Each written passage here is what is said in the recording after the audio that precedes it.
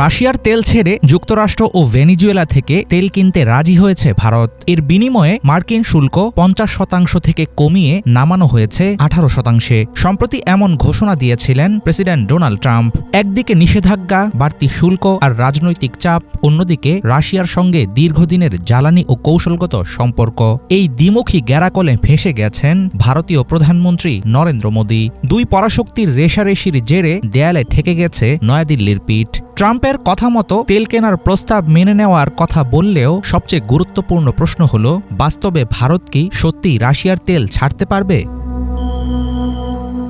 ভারতীয় প্রধানমন্ত্রী নরেন্দ্র মোদী রাশিয়ার তেল কেনা বন্ধের প্রতিশ্রুতি দিয়েছেন, এমন দাবি করেছেন মার্কিন প্রেসিডেন্ট। অথচ নয়াদিল্লি এই বিষয়ে কোনো আনুষ্ঠানিক ঘোষণা দেয়নি। বরং ক্রেমলিনের মুখপাত্র দিমিত্রি পেসকভ জানিয়েছেন, ভারত তাদের এমন কোনো সিদ্ধান্তের কথা রাশিয়াকে জানায়নি। আন্তর্জাতিক বিশ্লেষকদের মতে ট্রাম্পের একতরফা ঘোষণাটি রাজনৈতিকভাবে চমকে দেওয়ার মতো হলেও মোদী সরকারের জন্য এই পদক্ষেপ বাস্তবায়ন করা অনেক জটিল। ভারত যদি হঠাৎ করে রুশ তেল কেনা পুরোপুরি বন্ধ করে দেয়, তাহলে ভয়াবহ অর্থনৈতিক ধাক্কা খাবে স্থানীয় বাজার। বছরে 9 থেকে 11 বিলিয়ন ডলার পর্যন্ত বাড়তে পারে ভারতের আমদানি খরচ। রাশিয়া ইউক্রেন যুদ্ধের পর পশ্চিমা নিষেধাজ্ঞার সুযোগে বিপুল পরিমাণ ছাড়ে রুশ তেল কিনতে শুরু করে ভারত। যুদ্ধের আগে রাশিয়া থেকে ভারতের তেল আমদানির পরিমাণ ছিল মাত্র 2.5%। এখন সেটা দাঁড়িয়েছে প্রায় 30%। বর্তমানে দিল্লি প্রতিদিন আমদানি করে প্রায় 11 লাখ ব্যারেল রুশ তেল। এই সস্তা তেলের কারণে অনেকাংশে নিয়ন্ত্রণে আছে ভারতের জ্বালানি মূল্য। একই সঙ্গে বেড়েছে স্থানীয় রিফাইনারিগুলোর সার্বিক মুনাফা।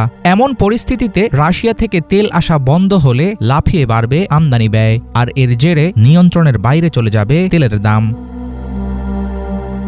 তেলের বিকল্প উৎস হিসেবে ভেনিজুয়েলা যতটা সহজ শোনায়, বাস্তবতা ঠিক ততটাই কঠিন। লাতিন আমেরিকার এই দেশটি ভারত থেকে রাশিয়ার তুলনায় অনেক দূরে, ফলে আগের চেয়ে বেড়ে যাবে পরিবহন খরচ। সবচেয়ে বড় সমস্যা হল ভেনিজুয়েলার তেল অত্যন্ত ভারী ও উচ্চ সালফারযুক্ত।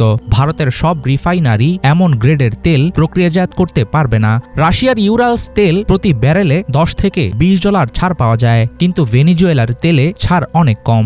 সে কারণে স্বাভাবিকভাবেই বাড়বে মোট খরচের পরিমাণ। ভেনিজুয়েলার তেল মজুত বিশাল হলেও খুবই সীমিত দেশটির উৎপাদন সক্ষমতা। সর্বোচ্চ উৎপাদন করলেও দিনে প্রায় 10 লাখ ব্যারেলের বেশি তেল সরবরাহ করতে পারবে না কারাকাস। দিল্লির চাহিদা পূরণে এটি মোটেও যথেষ্ট না। ভারতে অবস্থিত একটি রিফাইনারি নায়ারা এনার্জি সরাসরি রুশ মালিকানাধীন, আর এই তেল শোধনাগার পুরোপুরি নির্ভরশীল রাশিয়ার তেলের উপর। ফলে রাতারাতি রুশ তেল কেনা থেকে বেরিয়ে আসা ভারতের পক্ষে প্রায় অসম্ভব। এমন পরিস্থিতিতে ট্রাম্পের দর কষাকষি কিভাবে সামাল দেবেন প্রধানমন্ত্রী নরেন্দ্র মোদী, সেটাই এখন বড় প্রশ্ন।